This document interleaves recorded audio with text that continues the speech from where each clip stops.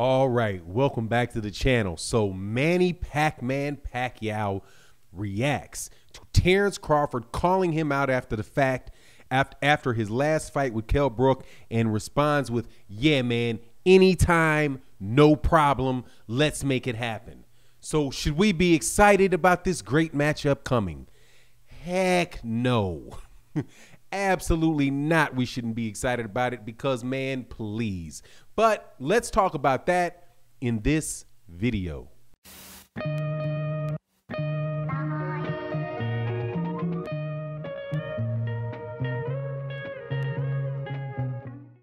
All right, welcome back to the channel. So Terence Crawford is the biggest star at Top Rank without a doubt. Manny Pacquiao is one of the biggest stars in all of sport without a doubt. So you would think that we should make this fight in the ring. Terence Crawford Manny Pacquiao used to be with Top Rank. They're both world champions at welterweight, so it seems like, along with the Errol Spence Jr. fight, that the fight between Terence Crawford and Manny Pacquiao should be one of the ones we're really looking forward to in the sport of boxing. Unfortunately, if you believe that this fight is going to happen, man, you're wrong. If you don't believe me, we can get into a negotiation where I can sell you a bridge, dog, because there's just as much a chance of me owning the Brooklyn Bridge as there is of Manny Pacquiao fighting Terence Crawford. That's not just that's my opinion, but I promise you, as we go through this video, you're going to understand exactly why I say that, and there's not a lot of room to argue with it because this has happened in the past, okay? But let's go through it point by point. First, dude, Bud is the biggest star at Top Rank, and this is a huge fight for Manny Pacquiao without a doubt, okay? So don't get me wrong. I'm not saying that there are other fights really that are out there for Manny Pacquiao that are a lot bigger than the Terence Crawford fight. Now, I believe that the Errol Spence Jr. fight is bigger than the Terence Crawford fight, but truth be told, everybody knows who Errol Spence Jr. is. For the most part, knows who Terence Crawford is. At least you would hope so. And unfortunately, I have found some people that wasn't the case, and it kind of threw me off. Like, wow, Top Rank is doing a worse job with than with Terence Crawford than I thought that they were. These guys should know who Terence Crawford is. There's no way that they should, when we're sitting there looking up the Kell Brook Terence Crawford fight, that the guy should have to ask me how to spell Terence Crawford's name, right? Is it Terence with 2 R's? What's his last name again? There's just no reason for that. But still, you know, with that aside, Bud Crawford did over 2 million people watched him on a fight against Kell Brook, and that was with a card that was in a fight that not a lot of people thought was going to be terribly competitive, and still did excellent numbers. Why? Because Terence Crawford is from the United States, and there are a lot of American fans that have ESPN that like Terence Crawford. But regardless, Bob Arum acts like that's not the case, and that, you know, Terence Crawford is some gigantic failure that he regrets ever signing, right? So, you know, why exactly Manny Pacquiao would be excited about fighting somebody that Bob Arum, first of all, Bob Arum, they had the opportunity to make the fight with Terence Crawford before, and Bob Arum didn't want it. My understanding is, shout out to BFTB who did the research on it, my understanding from BFTB is that the offer was that Manny Pacquiao wanted the same $20 million for a fight with Terence Crawford as he got with Tim Bradley, but Bob Arum was not willing to pay the money to Manny Pacquiao to fight Terence Crawford. Now moving forward, here we are. You would think that this is an idea, you know, a situation where, yeah, okay, now we can make the fight, but no, Bob Arum still ain't got $20 million to make that fight. That fight can't happen. That fight can't happen in a way that Bob Arum would want to pay for it for another year, probably. A lot of people are hopeful that we'll get out of this, you know, semi-quarantine lockdown thing that we're in the middle of next year, dude. But I'm sorry, I don't believe it. I think this thing is going to go all the way through 2021.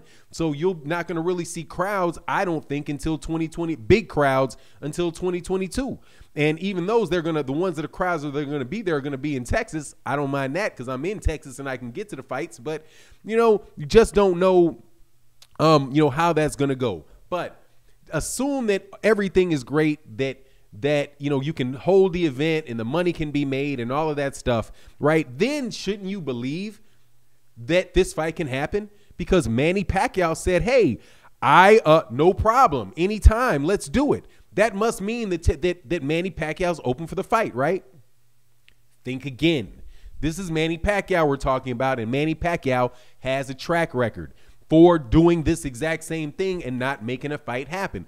Let me give you the example. When Errol Spence Jr. fought Mikey Garcia, Errol Spence Jr. and Mikey Garcia fought in Dallas. Sitting right next to the ring was Manny Pacquiao.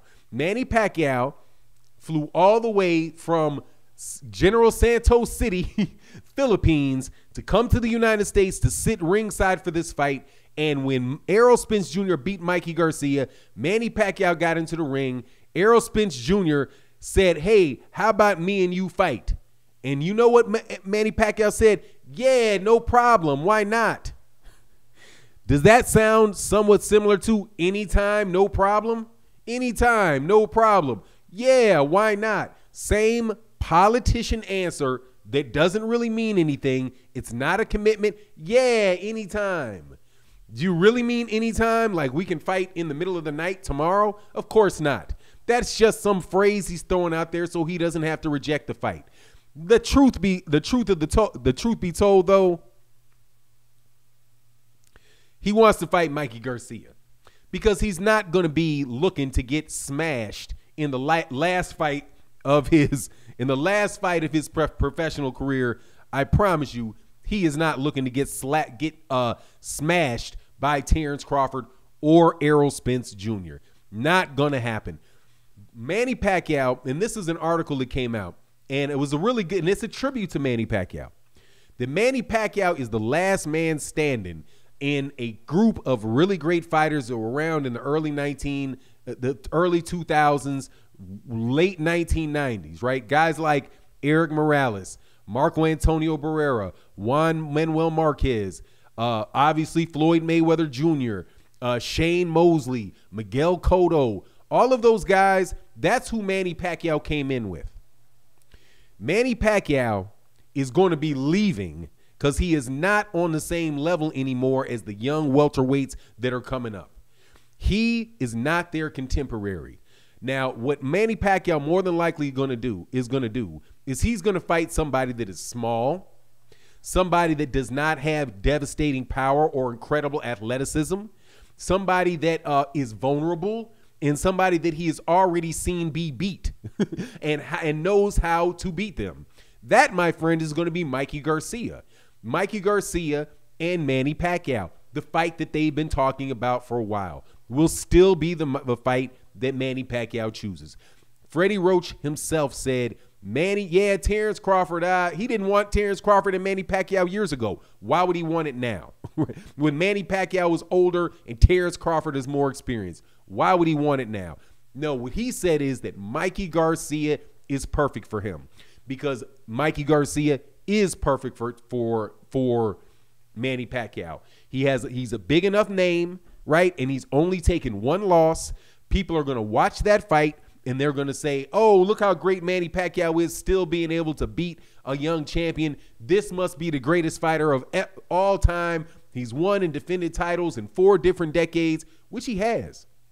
1990, he won one in 1990s. He won it in 2000, won one between 2000 and 2010, won one between 2010 and 2020, and he holds one in the 20s, in between 2020 and 2030. And if he beats Mikey Garcia or somebody else, he'll have a title defense, and that will be the story. The story of Manny Pacquiao is not going to be Manny Pacquiao waited to the end of his career to make the dumbest mistake of his career, which is to get in a ring with Errol Spence Jr., who absolutely destroyed him. Beat him up so bad that we never want to see Manny Pacquiao fight again, right? Same thing. Terence Crawford, then he's not going to end his career like that. Manny Pacquiao, at the end of this legendary Hall of Fame career, sits up and gets massacred by Terence Crawford, somebody we knew that he couldn't beat several years before. It's just not going to happen. What Terence Crawford is going to have to do is Terence Crawford is going to have to fight his contemporaries. That's what it is. And honestly, I really wish people would start thinking about that in the fighters that people should need to fight as fighting your contemporaries.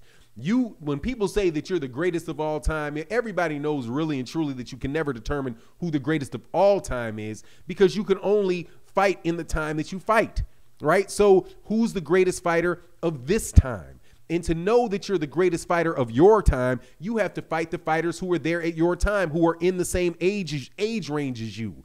But a lot of these fighters are trying to skip out on that. They're trying to be like the first young fighter, like a Teofimo Lopez, the first young fighter to win a major fight, all of a sudden elevates himself above all of his contemporaries, and he never has to fight any of his contemporaries. What he'll do is he'll go beat up a bunch of older guys that are on the downside of his career, and then let all of his contemporaries, not be able to fight anybody. So everybody says, oh, who did they beat? Who did they beat? Who did they beat? They didn't fight anybody.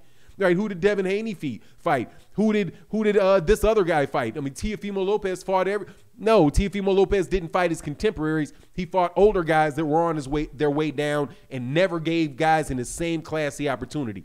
Similar to the way that Canelo Alvarez is doing Jermall Charlo. All of these fighting older guys and people from the UK at different weight classes that are basically fighters that we know he doesn't have a chance against.